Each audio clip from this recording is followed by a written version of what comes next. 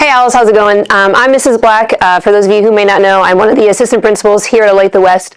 We know this semester has been a little stop, go with all the weather and snow days, and we felt like it might be a little necessary to revisit some of the expectations that we have and some things that we've just noticed as a school we need to just maybe do just a little bit better of, okay? So the first thing that we want to touch base about today is our cell phone policy. It is no longer a surprise, it's no longer a secret. Cell phones are not allowed during class time.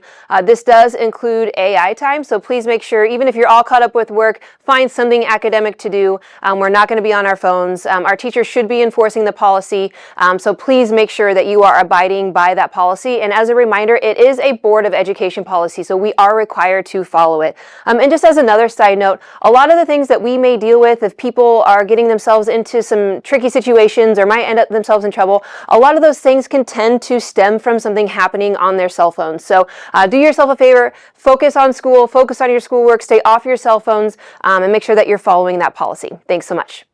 The second thing that we want to talk about is lunchtime. I will say our school does such a great job at lunch. Our behavior is really good.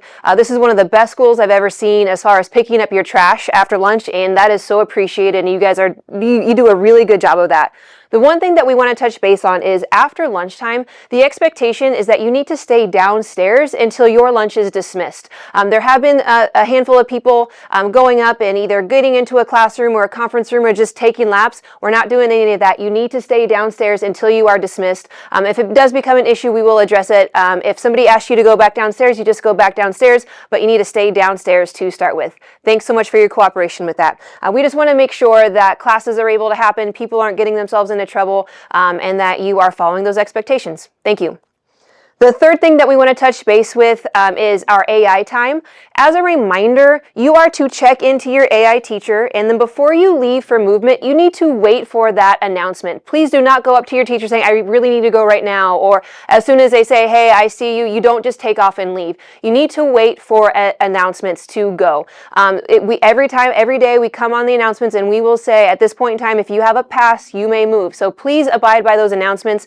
Teachers are going to be working with their AIs before they're ready for you, and so it's really important that we all stay on the same schedule and that you move at the times that are announced, and you also need to have a pre-pass in order to go. Please don't ask your teacher to go see another teacher if you don't have a prior pass. And also with AI time, we really need to make sure that we are staying in the classroom.